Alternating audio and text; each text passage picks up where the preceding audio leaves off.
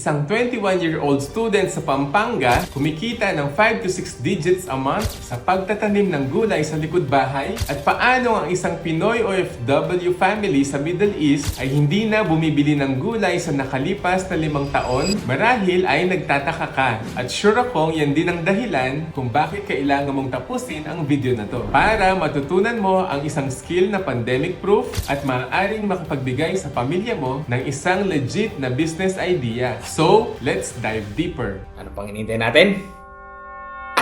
Hi, my name is Tito Mike of Vegetable Gardening and More, wherein I try to encourage people to grow their own food wherever they may be in the planet. My family and I are currently in Qatar, producing our own food sa rooftop ng aming bahay. Yes, you heard it right. In a country where what you would normally see is lots of camels at malalawak na disyerto. Ito nga pala si Harold Zapata, isang estudyante sa Pampanga na ngayon ay graduate na at patuloy na kumikita para sa kanyang pamilya sa pagtitinda ng tanim niyang lettuce sa pamamagitan ng hydroponics. Nakabili na siya ng sariling delivery van at nakapagpundan na rin ng mga lupain sa pamamagitan ng hydroponics. Now, sa mga hindi nakakaalam, ang hydroponics ay ang method ng pagtatanim na hindi ginagamitan ng lupa. Pwedeng-pwede mo itong gawin kahit na wala kang malawak na space na pagtataniman, tulad ng terrace, balcony, o kaya ang rooftop nyo. I'm sure ay kilala mo rin si Josh Mojica. Yumaman dahil sa tanim niyang kangkong chips original. Sobrang daming pera at nabibili niya ang lahat ng gusto niya. Ang malaking challenge lang ni Josh ay ang sourcing ng raw materials niyang kangkong leaves dahil ay madalas mayroong siyang shortage ng supply nito. Kumusta ba?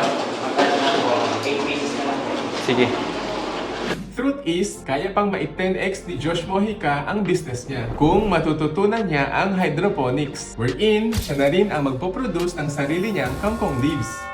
The bad news is, not everyone knows how to start, no matter how much they are interested in this method of farming. And this is where I would come in. My name is Michael Forcado, and I am a certified public accountant. Yet, my passion is gardening and content creation. I am an expert in hydroponics, and I have been doing this for 7 years now. Our work has been featured in some of the most prestigious magazines in and out of the country. Also, for the last 5 years, I have been doing content creation or vlogging as my side hustle. Now, if you are a business owner related to the food industry, or you want to learn hydroponics, or you simply just would like to have a good and lucrative niche for your content creation, this is for you. So, sinabi ko kanina yung good news. And the bad news is, not everybody knows where to begin. I'm glad to say that I'm available to help you with that. I'm exclusively inviting you to my hydroponics webinar, and it's gonna happen on July 27, 2024, which is a Saturday, from 9 a.m. up to 4 p.m. And yes, one whole day ako magbibigay ng value sa inyo. If nakapasok ka sa first 10 participants, then this is absolutely free. This webinar will teach you not just hydroponics, but also sustainable gardening techniques like vertical gardening, composting, container gardening, and making your DIY homemade pesticides na super effective sa mga peste tulad ng mga laging nangungutang sa iyo. Bayaran mo muna yan, bayaran mo muna. Maghintay ka.